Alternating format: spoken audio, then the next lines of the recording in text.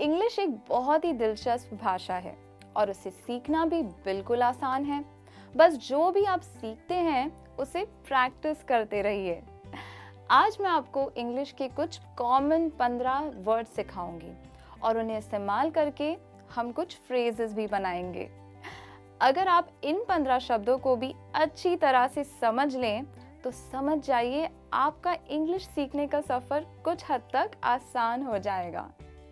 ये कुछ ऐसे शब्द हैं जो हम लगभग रोज़ ही इस्तेमाल करते हैं। तो चलिए शुरू करते हैं। आज का पहला शब्द है टाइम।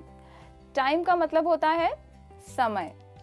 समय बहुत ही महत्वपूर्ण है और डेफिनेटली उसका मतलब भी और उसके इस्तेमाल भी। समय क्या हो रहा है? What time is it right now?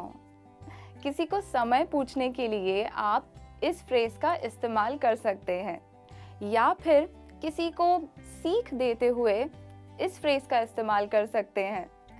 समय कीमती होता है। Time is precious. चलिए वर्ड नंबर 2, पर्सन। पर्सन का मतलब होता है इंसान या फिर व्यक्ति। पर्सन एक नाउन है और इसे हम आदमी या औरत दोनों के लिए इस्तेमाल कर सकते हैं। कैसे? देखते हैं। आप किस तरह के इंसान हैं? What kind of person are you? Who is that person? वो व्यक्ति कौन है?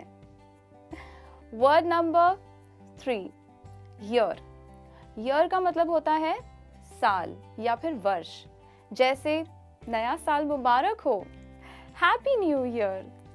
हम पिछले साल मिले थे, वी मेट लास्ट ईयर। मैं वहाँ हर साल जाती हूँ, आई गो देयर एवरी ईयर। मैं 30 साल की हूँ, I am 30 years old. Now word number 4, वे।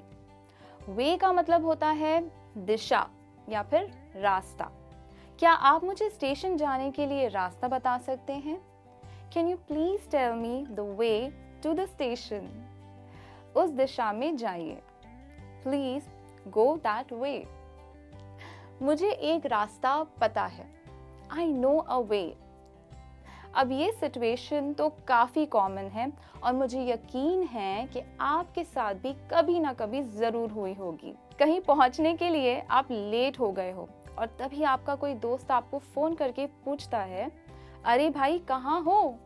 और आप कहते हो, मैं रास्ते में ही हूँ, आई एम ऑन माई वे। चलिए वर्ड नंबर 5। वर्ड नंबर 5 है डे। आज कौन सा दिन है? What day is it today? ये मेरी लाइफ का सबसे अच्छा दिन है। It's the best day of my life. किसी को आप ये पूछ सकते हैं, आपका दिन कैसा रहा?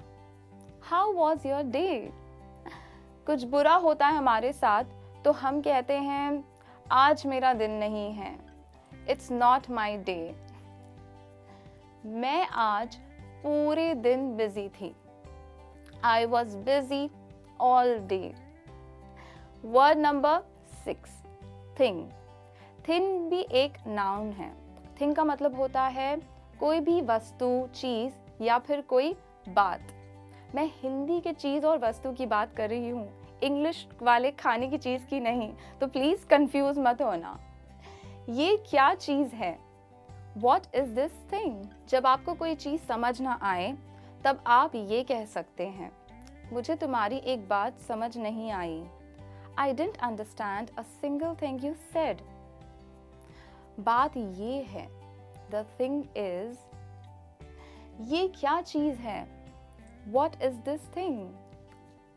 क्या मैं एक बात कहूँ? Can I say something? चलिए वर्ड नंबर 7, मैन। मैन का मतलब होता है आदमी। वो आदमी कौन है? Who is that man? वो आदमी कितना ईमानदार है? That man is so honest. बहुत सारे आदमियों को हम men कहते हैं और औरतों को women कहते हैं। मेरी कंपनी में कई महिलाएं काम करती हैं। So many women work in my company. तो चलिए वर्ड नंबर 8, वर्ल्ड। वर्ल्ड का मतलब होता है दुनिया। वो पूरी दुनिया घूम चुका है। He has traveled around the world. मेरी नौकरी दुनिया की सबसे अच्छी नौकरी है। I have best job in the world. चलिए वर्ड नंबर 9, लाइफ। लाइफ का मतलब होता है जिंदगी। मुझे मेरी जिंदगी बहुत प्यारी है। I love my life. हाँ, ये सच है कि जिंदगी थोड़ी कठिन भी होती है। Life is difficult. पर जिंदगी चलती रहती है। Life goes on. हम किसी से लंबे समय के बाद मिलते हैं तो उन्हें पूछते हैं कैसे चल रही है life? How is your life going? Word number 10, hand. Hand का मतलब होता है हाथ, या फिर जब कोई चीज़ किसी को देना या किसी से लेना हो तब भी हैंड का इस्तेमाल किया जा सकता है। चलिए देखते हैं कैसे। मुझे अपना हाथ देना, गिव मी योर हैंड। लाओ मुझे पकड़ा दो, हैंड इट टू मी। अपना हाथ ऊपर करो, रेज योर हैंड। मुझे चाबियां दे दो, हैंड मी द कीज। और ये अक्सर आपने फिल्मों में देखा या फिर सुना होगा। अपने हाथ ऊपर करो, put your hands up. Word number 11, part. Part का मतलब होता है भाग या फिर कोई हिस्सा। जैसे भारत दुनिया का एक हिस्सा है। India is a part of the world. ये मेरे काम का हिस्सा है। It's a part of my job. हम जॉब को नौकरी या काम दोनों कह सकते हैं। तुम भी इसका एक हिस्सा हो। You are also a part of this. हमने इस कॉन्टेस्ट में हिस्सा लिया है। We took part in this contest. Movie का ये हिस्सा मुझे बिल्कुल पसंद नहीं आया। I hate this part of the movie. चलिए वर्ड नंबर 12, चाइल्ड। बच्चे को इंग्लिश में चाइल्ड कहते हैं और बच्चों को चिल्ड्रन कहते हैं। तुम बच्चे हो, यू आर अ चाइल्ड। मैं बच्चा नहीं हूँ, I am not a child. और याद रखिएगा, चाइल्ड हम लड़का और लड़की दोनों के लिए इस्तेमाल कर सकते हैं। मेरे बच्चे हैं, I have children. मैं एक लौता बच्चा हूँ। I am the only child.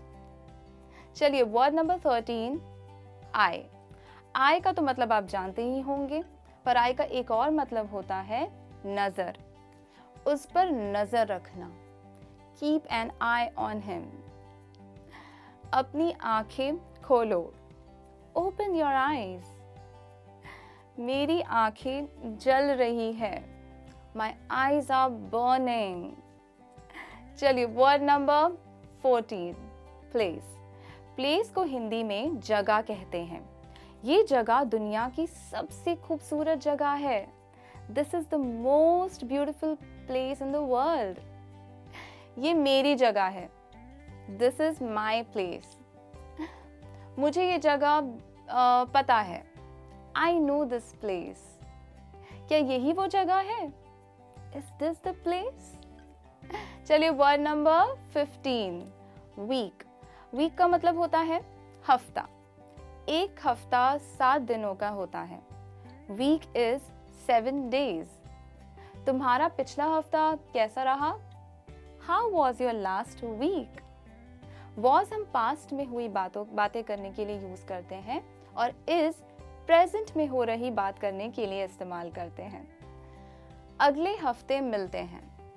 See you next week. उसने एक हफ्ते की छुट्टी ली है। He took a week off. took शब्द take शब्द का past tense है। मैं इस हफ्ते बहुत व्यस्त थी। I was busy this week. और इसी के साथ हम पहुंच गए हैं आज के लेसन के अंत तक, यानी आज का लेसन का दी एंड हो गया है। मुझे कमेंट करके ज़रूर बताइए कि आपको ये लेसन कैसा लगा और क्या आप इस तरह के वर्ड्स और सीखना पसंद करेंगे। मैं जल्दी मिलूंगी आपसे एक नए इंग्लिश लेसन के साथ, तो तब तक के लिए देखते रहिए और सीखते रहिए। Goodbye and take care.